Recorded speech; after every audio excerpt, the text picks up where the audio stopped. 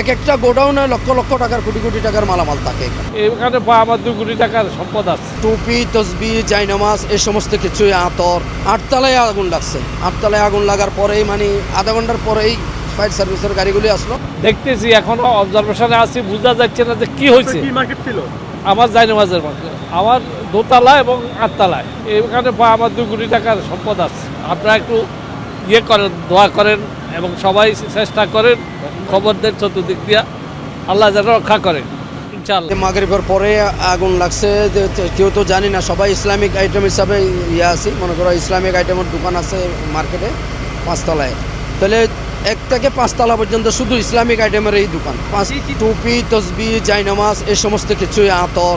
আগুন লাগছে মাগরিবের পরেই। কেমনে লাগছে কেউ জানে না। পরে 10 মিনিট পরে আমাকে ওই যে মার্কেটের হোয়াটসঅ্যাপ গ্রুপ আছে, গ্রুপে কেউ বলে দিল যে মানে মার্কেটে আগুন লাগছে। 8তলায় আগুন লাগছে। 8তলায় আগুন লাগার পরেই মানে আধা ঘন্টার পরেই ফায়ার সার্ভিসের গাড়িগুলি আসলো। আল্লাহর রহমতে এখন তো নিয়মিত মোটামুটি নিয়ন্ত্রণেই আছে। এর আগে কি হয়েছে কি না হয়েছে মার্কেটে কাউকে কোনো যুক্তি দেওয়া হচ্ছে না। পরেই ঢুকলে জানবো যে কার কী হইতে নেওয়া হচ্ছে। যা হয়েছে কিন্তু এক একটা গোডাউনে লক্ষ লক্ষ টাকার কোটি কোটি টাকার মালামাল থাকে এখানে।